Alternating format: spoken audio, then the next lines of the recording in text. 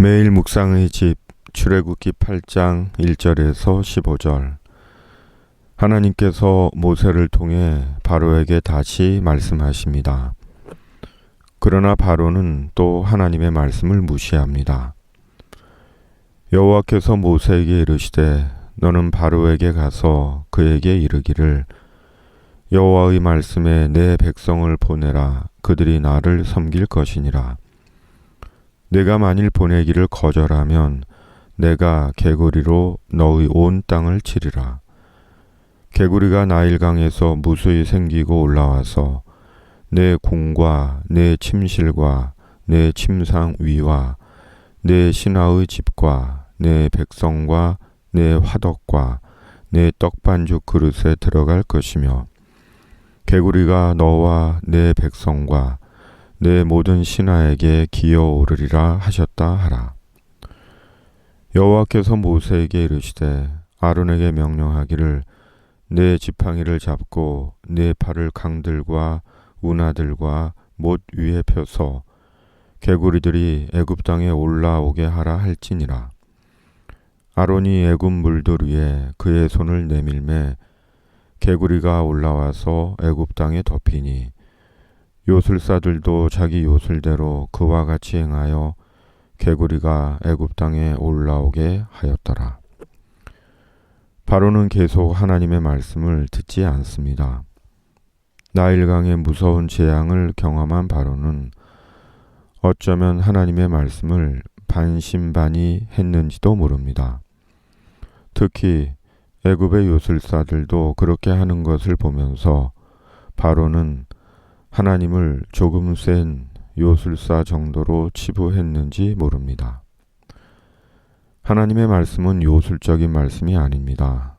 사람을 속이는 말씀이 아닙니다. 자기 욕심을 채워주는 도깨비 방망이가 아닙니다. 세상적인 성공을 위해 도용해도 되는 말씀이 아닙니다.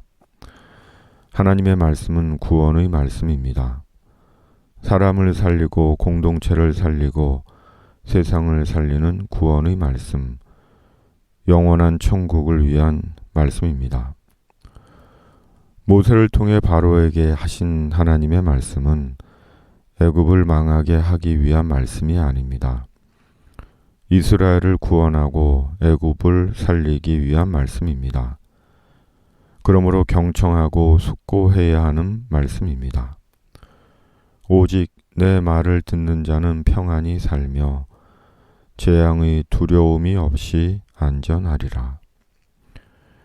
개구리는 애굽인들이 신성하게 여긴 또 하나의 생물로 풍요와 다산의 여신 헤케트는 개구리의 머리를 가진 애굽의 또 하나의 신이었습니다.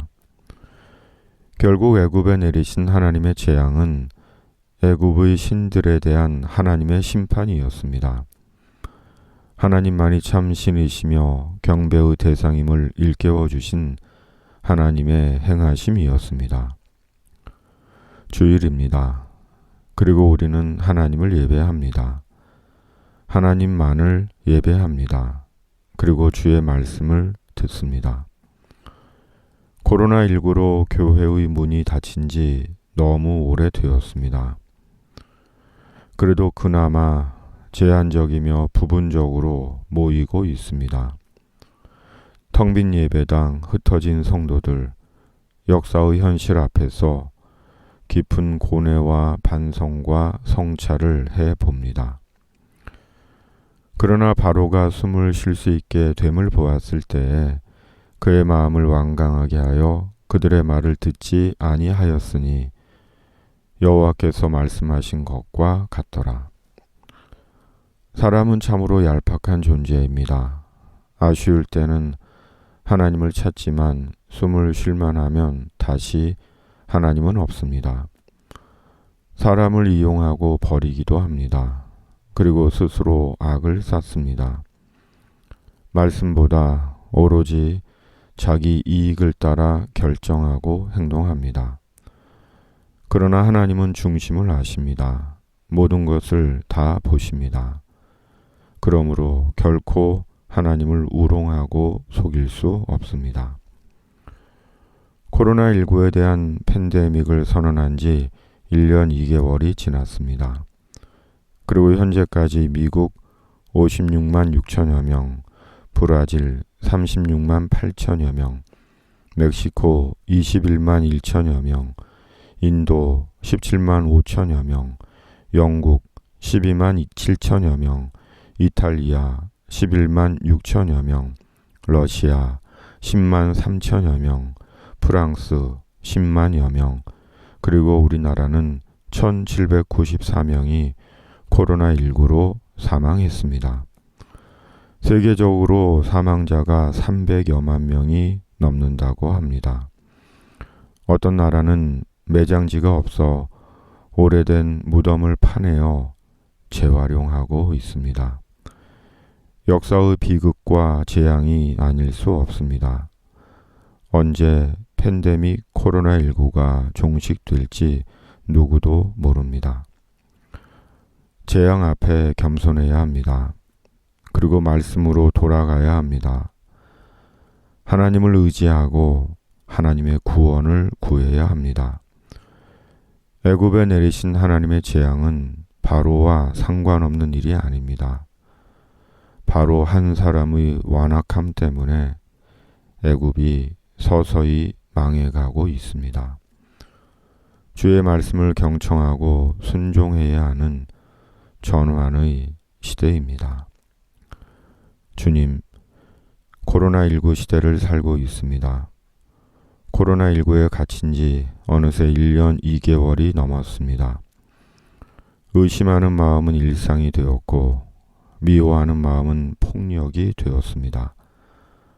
누구도 재앙이 아니라고 말할 수 있는 사람, 세상에 아무도 없습니다.